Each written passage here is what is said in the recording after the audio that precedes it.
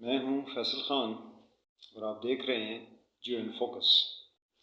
آج کی بات چیت کو ہمارے ہر دل عزیز وزیر اعظم صاحب ان کے ارشادات سے شروع کرتے ہیں۔ ہر دل عزیز اور مقبول عام 22 کروڑ لوگوں کے واحد نمائندہ کی بات چیت سے شروع کرتے ہیں۔ انہوں نے کہا کہ اکانومی اسٹیبلٹی، دفاع، امن و امان یہ سب کچھ لازم و ملزوم ہے۔ جب تک ملک کے اندر امن و ایمان نہیں ہوگا، انویسٹمنٹ نہیں ہوگی، اکانومی ٹھیک نہیں ہوگی۔ اور ہمیں چاہیے کہ ہم ایک میثاق اکانومی کر لیں، میثاق اکانومی سارے مل کے ایک پلان بنائیں اور پھر جس کو حکومت ملے وہ 5 سال پورے کرے، اس کو کوئی چھیڑے نہ۔ اور پھر اس کے بعد کیا کریں کہ انسٹیبلٹی نہ ہو، پولیٹیکل اسٹیبلٹی ہونی چاہیے۔ 3 سال 7 مہینے خان یہی آپ کے سامنے بین بجاتا رہا۔ اس وقت آپ کے بات سمجھ نہیں آئی، اور جب آپ کے اپنے اوپر وزن پڑا تو آپ آج یہ چاہتے ہیں کہ خان آپ کے ساتھ بیٹھ کے اسٹیبلٹی کی بات کرے، آپ کو اکانومی دے، آپ کو امن و ایمان دے دے۔ ایسا ہونے والا نہیں ہے۔ آپ ہمیشہ سے ہی ڈے ڈریمر رہے ہیں، دن میں خواب دیکھنے والے، اور آپ ہمیشہ سے ایسے ہی رہیں گے۔ دوسری سب سے اہم بات جو میں آج کرنا چاہتا ہوں کہ جب ہمارے بیٹوں کی باری آتی ہے تو ان کے تو جنازے پڑھے جاتے ہیں، ان کے گھر جا کے دعائیں کی جاتی ہیں۔ ان کی مائیں، ان کے باپ، ان کی بیوائیں، ان کی بیویاں جو ہوتی ہیں، ان کی بہنیں جو ہوتی ہیں، وہ اپنے مزید خاوند، مزید بھائی، مزید بیٹے بھی اس ملک پہ قربان کرنے کی قسمیں کھاتے ہیں، ہم قربان کر دیں گے۔ اور جب آپ ہمارے بچوں کی دعاؤں میں شامل ہوتے ہیں نا، جنازوں میں شامل ہوتے ہیں، ایٹ دا سیم ٹائم آپ کے بچے بیرون ممالک میں مزے کر رہے ہوتے ہیں۔ جس وقت آپ لوگ باہر جاتے ہیں اور باہر جا کے پاکستانیوں کو کہتے ہیں کہ پاکستان میں انویسٹ کرو، اس وقت آپ کی اپنی ساری کی ساری دولت، آپ کی ساری کی ساری انویسٹمنٹ آپ کے بچے ملک سے باہر لے کے بیٹھے ہوئے ہوتے ہیں۔ آج کل کے دور میں اتنے تیز وائبرنٹ میڈیا کے زمانے میں آپ کے ڈرامے اور آپ کی یہ نوسربازیاں، آپ کی جوکرانہ پن، یہ آپ کے یہ بلنڈر چلنے والے نہیں ہیں۔ پھر پاکستان کے ساتھ ایسا انہی دنوں میں کیوں کیا جا رہا ہے؟ آپ سارے جانتے ہیں کہ ساری دنیا کے حالات و واقعات بڑی تیزی سے تبدیل ہو رہے ہیں، اور سارے کے سارے ملک اپنے اپنے پاؤنز، اپنے اپنی شطرنج کی چالیں چل رہے ہیں۔ پاکستان کو اس لیے ایسا کیا گیا، خاص طور پہ چائنا، تاکہ پاکستان کی ایک سچویشن ایسی بنی رہے کہ پاکستان ایک سٹیبل ملک نہیں ہے۔ کوئی بھی ملک پاکستان کو مورے کی طرح استعمال نہ کرے۔ اس کی سب سے بہترین مثال یوکرین ہے۔ یوکرین نے دیکھیں ایک سٹینڈ لیا، صحیح لیا یا غلط لیا، اس نے ایک سٹینڈ لیا، اس پہ کھڑا ہو گیا۔ رشیا کوئی مانے نہ مانے ایک سپر پاور ہے، اس کے سامنے وہ کھڑا ہو گیا۔ رشیا نے اس پہ حملہ کیا ہوا ہے چونکہ اس نے ایک سٹینڈ لیا ہوا ہے، اس کی ایک پالیسی ہے، فارن پالیسی ہے۔ تو آپ دیکھو امریکہ، یورپ کیسے اربوں ڈالر اس کے اوپر خرچ کر رہے ہیں، اور وہ سٹینڈ لے کے کھڑا ہوا ہے، اس لیے کہ اس کے اوپر انویسٹمنٹ کرنے والے جانتے ہیں کہ کسی بھی حالت میں یہ ہمارا مورا کبھی بھی پٹے گا نہیں اور کھڑا ہو جائے گا۔ سیم سچویشن ہی پاکستان کے ساتھ ہوئی کہ پاکستان کو یوکرین والی پالیسی نہیں دینی چاہیے کہ کل کو اس کے اوپر کوئی انویسٹ کر دے اور یہ بہت بڑا تگڑا مورا کسی کا ثابت ہو۔ اس معاملے میں فی الحال میں آپ سے اتنا ہی کہوں گا، پھر اس کے اوپر کسی دن تفصیل سے ہی بات کریں گے جو وقت گزرے گا۔ اچھا، خان نے ابھی جو انڈیا میں جو ہمارے نبی اکرم صلی اللہ علیہ وسلم کی شان میں گستاخی کی گئی، تو آپ نے دیکھا ہوگا کہ ایک زمانہ ایسا بھی تھا پہلے کہ پاکستان میں، بنگلہ دیش میں کہیں کہیں کچھ جلسے ہوا کرتے تھے، باقی کہیں کچھ نہیں ہوتا تھا۔ لیکن اس بار جو ایسا ہوا تو خان نے حیرت انگیز طور پہ 1.5 ارب مسلمانوں کو جگا دیا۔ OIC میں جا کے بات کرنا، یونائٹڈ نیشن میں جا کے بات کرنا، نبی اکرم صلی اللہ علیہ وسلم کی عزت اور حرمت پہ بات کرنا۔ ورنہ آپ نے کب دیکھا تھا شہباز شریف جیسے لوگ، بلاول جیسے لوگ، فضل الرحمان جیسے لوگ یہ جا کے کسی کونے میں گھس جایا کرتے تھے؟ آپ کو یاد ہوگا جب فلسطین میں قتل عام ہو رہا تھا، ابھی چند ماہ پہلے، 1 سال پہلے، 1.5 سال پہلے، تو اس وقت آپ کو کہیں شہباز شریف نظر آیا؟ فضل الرحمان آپ کو کہیں نظر آیا؟ بلاول نظر آیا؟ زرداری نظر آیا؟ وہ جو انگلینڈ میں بیٹھا ہوا ہے بھگوڑا، کہیں آپ کو وہ نظر آیا؟ کہیں نظر نہیں آیا۔ لیکن اس دفعہ یہ ہوا کہ جیسی انڈیا سے خبر باہر نکلی تو کچھ عربی ممالک کے جو ڈپارٹمنٹل اسٹور تھے، جو لوگ تھے، انہوں نے آن دیئر اون، یعنی حکومت کے کہنے سے پہلے، انہوں نے اپنے اسٹور سے چیزیں اٹھانی ختم کر دی، چیزیں اٹھا دی، بائیک آؤٹ کر دیا۔ کچھ ایسے ہیں 1-2 ملک ہیں، ان کے مفتیوں نے انڈیا کے خلاف بات کر دی۔ تو اس کے بعد آپ نے دیکھا ہے کہ بادشاہوں کو جب اپنی تخت و تاج کے پائے ہلتے ہوئے نظر آئے ہیں تو فوراً وہ بیچ میں شامل ہوئے ہیں۔ اور پھر جب اس سے پہلے کسی بادشاہ نے، کسی نے بھی اس کو کنڈیم نہیں کیا، لوگ اٹھ کے کھڑے ہوئے پہلے، اور پھر بادشاہوں کو مجبوراً اس میں شامل ہونا پڑا۔ اسی طرح اویسی نے بیان دے دیا، اسی طرح شہباز نے دے دیا، بلاول نے، سوچیں ذرا، بلاول نے دے دیا، فضل الرحمان نے بول دیا جی جمعے والے دن ہم احتجاج کریں گے۔ جمعے سے پہلے کیوں نہیں کریں گے؟ کہ جو لوگ مسجد میں نمازیں پڑھنے کے لیے آئے ہوئے ہوں گے انہیں کو بھی کھڑا کر کے تھوڑی تصویریں بنا لیں گے۔ جب فلسطین کے اوپر حملہ کیا ہوا تھا اسرائیل نے، اس کا فضل الرحمان کہاں تھا؟ کسی کو نظر آیا؟ کسی نے دیکھا تھا؟ اور وہ جو انگلینڈ میں بیٹھا ہوا، جس کا ٹویٹر ہینڈل بالکل خاموش ہے، ٹویٹر اکاؤنٹ ہے اس کا، اس نے ایک لفظ حتیٰ کہ نبی اکرم صلی اللہ علیہ وسلم کی حرمت کے لیے کیا اس نے ایک ٹویٹ کی، اور وہ کرے گا بھی نہیں۔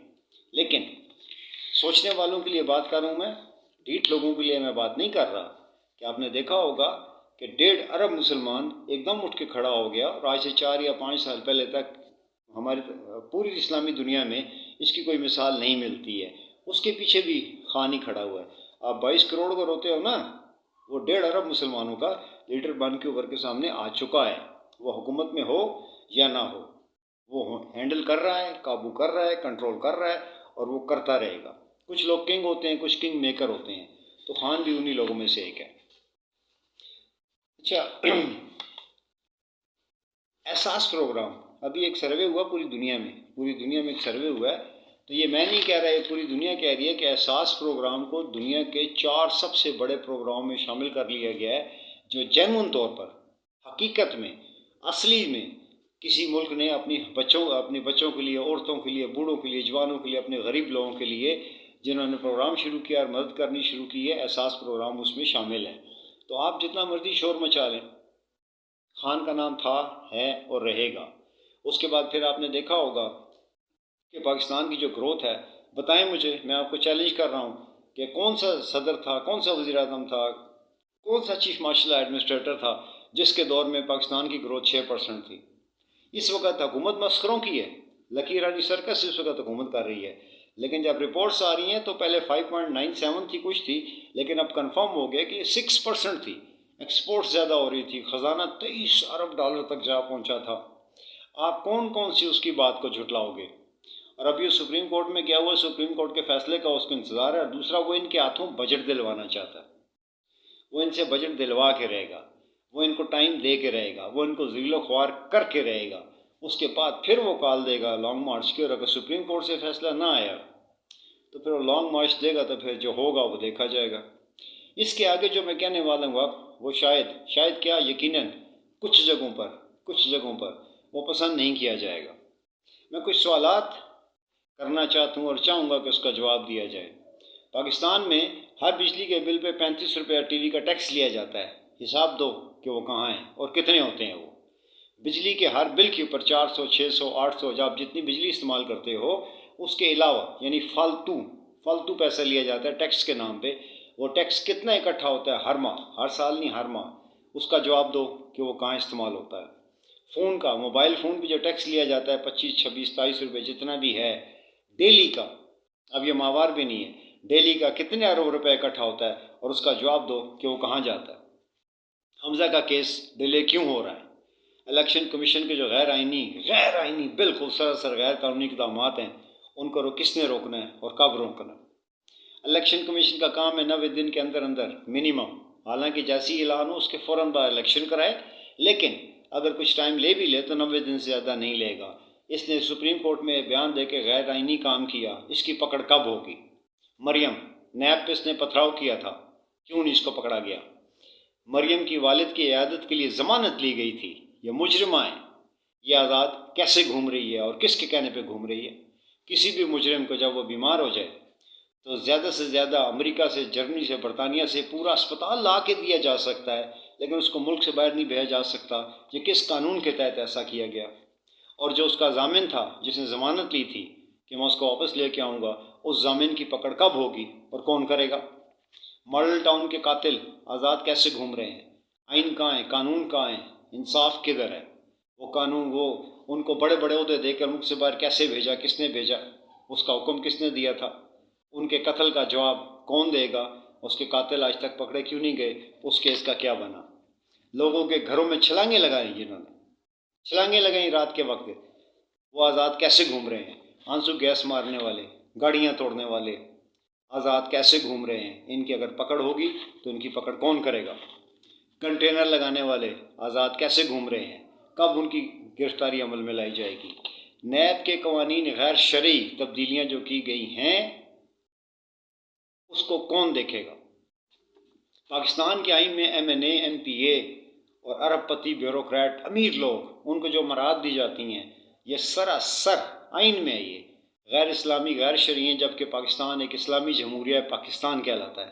اور اسلام پاکستان کے آئین میں پہلے صفحات کے اوپر اگر آپ دیکھیں تو اس میں ایک چیز ہے جو ہمیں پروہیبٹ کرتی ہے اس چیز سے، جس کو ہم کہتے ہیں قرارداد پاکستان، جس میں ہم نے یہ طے کیا تھا کہ پاکستان کے آئین میں اور قانون میں کوئی بھی غیر اسلامی غیر شرعی چیز ہے، اس کو اس کا نام کچھ اور ہے، قرارداد مقاصد ہے وہ، کہ ہم کوئی بھی غیر اسلامی غیر شرعی چیز پاکستان کے آئین میں نہ آ سکتی ہے اور نہ ہی اس کو اکثریت کے بیس پہ لایا جا سکتا ہے اگر وہ غیر اسلامی اور غیر شرعی ہے۔ تو پھر یہ ایک غیر شرعی چیز کے امیروں کو مراعات دینی ہے۔ ہمارا اسلام تو یہ کہتا ہے کہ غریبوں سے لینا ہے اور امیروں کو دینا ہے، یہ غیر اسلامی غیر شرعی چیز ہے۔ یہ پاکستان کے آئین میں کیسے ہے 75 سال سے، اور آج تک اس کو کسی نے کیوں نہیں دیکھا؟ جتنی بھی اسلامیہ کے آئین میں غیر اسلامی غیر شرعی چیزیں ہیں وہ اسلامی جمہوریہ پاکستان کی روح کے بیسک سٹرکچر کے خلاف ہیں، وہ آج تک اس میں کیسے ہیں؟ اس کو اکثریت کے بل پہ، جبکہ وہ کہتا ہے قرارداد مقاصد کے اکثریت کے بل پہ بھی اس کو منظور نہیں کیا جا سکتا۔ جیسے آج ہماری قومی اسمبلی یہ قرارداد پاس نہیں کر سکتی کہ آج سے پاکستان میں شراب حلال ہوگی، کھلے عام بیچی جائے گی، نائٹ کلب ہوں گے، نہیں ہو سکتا، کیونکہ اسلامی قوانین اور شریعت کے خلاف ہے یہ۔ اور وہ ہمارا قرارداد مقاصد بھی یہ بات کہتا ہے کہ غیر شرعی اور غیر اسلامی قانون بن ہی نہیں سکتا۔ تو پھر غریبوں سے لے کے امیروں کو دینے کا قانون پاکستان میں ایگزسٹ کیسے کرتا ہے؟ اور آج تک اس کو راتوں کو نہیں، دن میں ڈیوٹی کے دوران ہی کسی نے کرسی پہ بیٹھ کے اس کو غیر اسلامی قرار دے کے اس کو سٹرائک آف کیوں نہیں کیا؟ اسپیکر کی رولنگ سٹرائک آف کی جا سکتی ہے غیر آئینی ہو کے، یہ نہیں کی جا سکتی جو کہ غیر اسلامی اور غیر شرعی ہیں، جو آئین کی روح کے بالکل مخالف ہیں۔ اور سب سے آخر میں یہ جو لوڈ شیڈنگ ہے، انہوں نے تماشا رچایا ہوا ہے، جھوٹ، فراڈ، فریب۔ میں جہاں رہتا ہوں، اور میں کسی گاؤں میں نہیں رہتا، میں اسلام آباد میں رہتا ہوں، یہ کیپٹل ہے، یہاں کے ذرا لوڈ شیڈنگ کے اوقات کار دیکھیے گا، شام کو 5 بجے گئی، 6 بجے آئی، اس کے بعد پھر رات کو جب انہوں نے بند کرنی ہے تو اس گرمی میں بچے، بوڑھے، جوان، صبح اسکول جانے والے، آفیسز میں جانے والے، نوکریوں پہ جانے والے لوگ کتنے بجے بند کریں گے لائٹ کو؟ رات کے 11 بجے اور 12 بجے دیں گے دوبارہ۔ پھر کتنے بجے بند کرتے ہیں؟ یہ حماقت، بیوقوفی، ظلم، کوئی وہ والے لفظ جو میں یہاں بول نہیں سکتا ورنہ میں بولنا چاہتا ہوں، آپ خود ہی سمجھ جائیں۔ یہ حماقت کی انتہا ہے کہ رات کے 3 بجے لائٹ بند کر دیتے ہیں، 3 بجے بند کرتے ہیں اور 4 بجے آتی ہے، اور پھر یہیں تک بات ختم نہیں ہو جاتی ہے کہ صبح 7 بجے لائٹ بند کرتے ہیں اور پھر یہ 8 بجے آتی ہے۔ آپ نے لوڈ شیڈنگ کرنی ہے، آپ دن میں 10 گھنٹے کرو، بغیرتوں کے لیے کیا ہے؟ وہ تو کچھ بھی کر سکتا ہے، یہ تو غیرت والوں کا کام ہوتا ہے نا۔ لیکن اگر آپ نے لائٹ بند ہی کرنی ہے، آپ نے کوئی لوڈ کو شیڈ ہی کرنا ہے، برابری بھی لے کے آنی ہے، تو آپ کے پاس دن کے 12 گھنٹے کافی نہیں ہیں کہ آپ رات کو 11 بجے بھی کرو، آپ رات کو 3 بجے اتنی گرمی میں کرو، آپ صبح کو 7 بجے پھر بند کر دو جب لوگوں کے نکلنے کا، آنے کا، جانے کا ٹائم ہوتا ہے، اور پھر آپ کہتے ہو جی کہ آپ لوڈ شیڈنگ پہ ہم نے قابو پا لیا ہے۔ اگر اسلام آباد میں ایسا ہو رہا ہے تو گاؤں کی جو خبریں آتی ہیں 18 گھنٹے کی، وہ بالکل ٹھیک ہیں۔ لیکن آج کل کے دور میں پورے کا پورا میڈیا بھی اگر آپ خرید کے رکھ لو گے نا، تو جیسے یہ میرے جیسے لوگ، جیسے میں پتہ نہیں کتنے ہیں، میں تو بڑی معمولی باتیں کرتا ہوں، گلی گلی، محلے محلے، ہر گھر میں آپ لوگوں کے کرتوت پہنچتے ہیں اور پہنچتے رہیں گے۔ آپ جتنی ٹرکس کھیلنا چاہتے ہیں، چھوٹی چھوٹی ہوشیاریاں کرنا چاہتے ہیں نا، جو آپ سمجھتے ہیں چھوٹی چھوٹی ہوشیاریاں کریں گے تو ہم کر لیں گے، تو ایسا نہیں ہونے والا۔ ایک بہت بڑا کالمسٹ ہے، کالم لکھنے والا، اور اس کا بیٹا بھی یہی والا کام کرتا ہے، تو اس کو دیا گیا ہے بلاگ، 500 بلاگ اس نے ڈیلی اس حکومت کے کارناموں پہ کرنے ہیں، 500 بلاگ ڈیلی اس حکومت کے کارناموں پہ اس نے کرنے ہیں، اور ایک کا معاوضہ اس کو ملے گا کتنا؟ 5000 روپے ایک کا، 5000 کو 500 سے ضرب دیجیے گا۔ اور ہمارے پاس تو کوئی سوئمنگ پول بھی نہیں ہے کہ ہم اس پہ 8 کروڑ لگا کے تو اس میں ڈبکیاں مار لیں یا اپنے بچوں کو ہی ڈبو کے اس میں غرق کر دیں، مار دیں۔ ہمارے پاس تو یہ والا میڈیا ہے، لیکن ایک بات کی میں آپ کو گارنٹی دیتا ہوں کہ 1990، 1997، 1998 یہ وہ نہیں ہے، یہ وہ نہیں ہے۔ اور نہ ہی آپ کی ٹیکنیکس اور جو آپ ٹیکٹکس استعمال کرتے ہو، نہ وہ چلنے والی ہیں نہ وہ ختم ہونے والی ہیں۔ لوگ آہستہ آہستہ، جو خان کے پیچھے نہیں نکلے گا وہ اپنی روٹی کے لیے، اپنے پیٹرول کے لیے، اپنے کھانے کے لیے نکلے گا۔